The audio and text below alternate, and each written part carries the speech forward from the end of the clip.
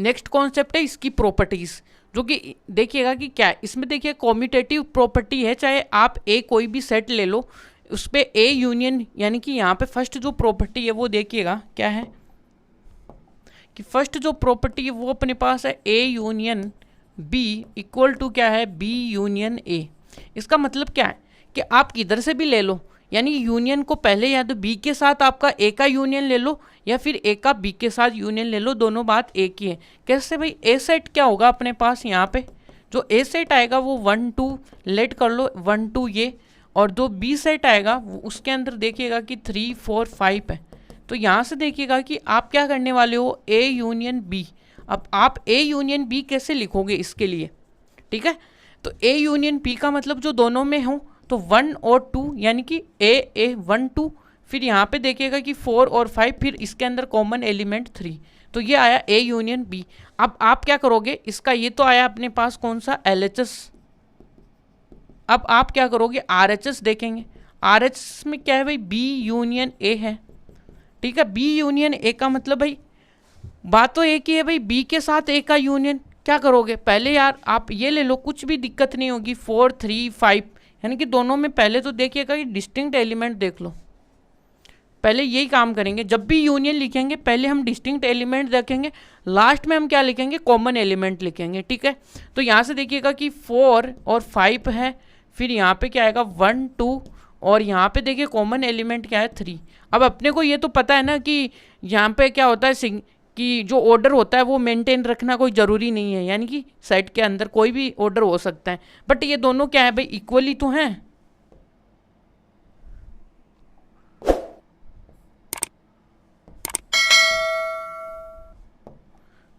क्या है, ये दोनों इक्वली तो हैं, इसका मतलब LHS और RHS इक्वल है।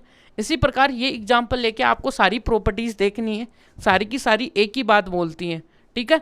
कहीं पे आपको देखिए सेकंड और तो क्या है भाई, यहाँ पे क्या आएगा, देखिए सेकंड में अपने पास देखिएगा कि 3 प्रॉपर्टियाँ आ जाती हैं, यानी 3 सेट आ जाते हैं, सॉरी। तो वहाँ पे कैसे करते हैं भाई, ए यूनियन बी है, यूनियन सी है, तो यहाँ से कैसे अप्लाई करते हैं वो बातें हैं सॉरी। तो यहाँ पे देखिएगा सेकंड, यहाँ पे देखिएगा कि सेकंड में हम क्या करते हैं, देखिए एसोसिएटिव प्रॉपर्टी जैसे हमारे पास मल्टीप्लिकेशन एडिशन में होती थी, उसी तरीके से कि पहले हम 2 के ऊपर यूनियन कर लें फिर तीसरे पे कर लें। वही बात है कि पहले हम पहले इन अगले वाले 2 के ऊपर यूनियन का कर लें और जो अपने पास जो ए है उसके ऊपर कर लें, बात एक ही है, ठीक है। इसी के बाद में देखिएगा तो ये सारी प्रॉपर्टीज़ है जो कि हम आगे आने वाले क्वेश्चन में सीखते जाएंगे। और ये जो देखिएगा कि ए यूनियन बी है, ये वाली प्रॉपर्टी यदि यूनियन है, फाई है, फाई के साथ आप यूनियन लोगे, वो एलिमेंट जो दोनों में हो, ठीक है ना, वो लेने हैं। तो अपने पास देखिए फाई के पास तो कुछ होता नहीं है, ओनली फाई होता है, और इसमें क्या होता है ए, तो इक्वल क्या आता है, ए ही आता है। तो इसको हम क्या बोलते हैं, लॉ ऑफ आइडेंटिटी, यानी कि क्या करते हैं, जैसे कि हमारे पास क्या होता है वहाँ पे, जैसे एडिशन के अंदर आइडेंटिटी एलिमेंट कौन सा होता था कि वो होता था 0। यदि किसी भी नंबर में हम 0 को ऐड करेंगे तो दुनिया का वही नंबर है वो हमें सेम नंबर दे सकता है, सही है ना, उसके अलावा कोई भी नंबर नहीं है कि वो हमें सेम नंबर दे। इसी प्रकार यहाँ पे भी फाई है कि जो यूनियन करने पर हमेशा क्या देगा, ए देगा, ठीक है।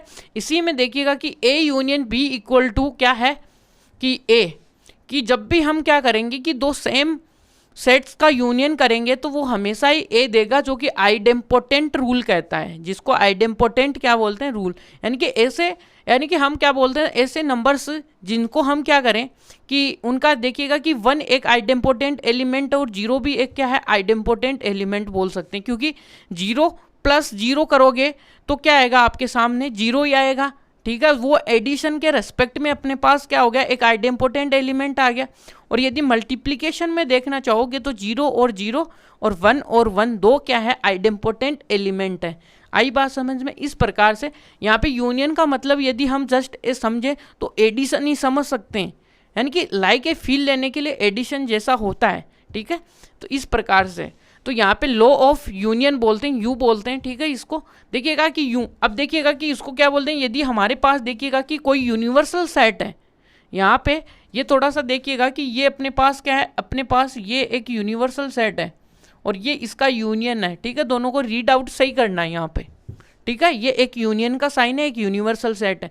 अब यूनिवर्सल सेट का यूनियन किसी भी सेट के साथ करेंगे तो वो तो हमेशा यूनियन ही देगा ना।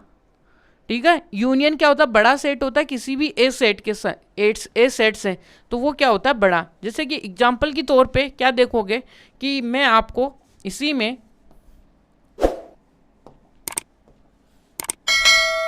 देखिएगा कि कौन सी प्रॉपर्टी अपनी 5th नंबर की प्रॉपर्टी है, जिसका यूनिवर्सल सेट आप देखिएगा कि क्या है, कि ले लो 1 2 3 से लेके 100 तक के नेचुरल नंबर ले लो। ठीक है, 1 2 3 100, और इसी में ए सेट ले लो, आप क्या ले लोगे 1 2 3 4 और 50 तक के एलिमेंट ले लो। तो आप क्या करोगे, ए यूनियन बी, यानी कि ए यूनियन क्या कर लो, यूं कर लो, तो आपके सामने कौन सा एलिमेंट आएंगे भाई, दोनों में हो। पहले तो हम क्या करते हैं, डिस्टिंक्ट एलिमेंट लिखते हैं। डिस्टिंक्ट एलिमेंट कौन से होंगे, 52 से लेके ये वाले 100 तक। फिर इसके बाद में जो कॉमन एलिमेंट है वो आ जाएंगे अपने 1 2 3, और ये कितने तक आ जाएंगे, 50 तक।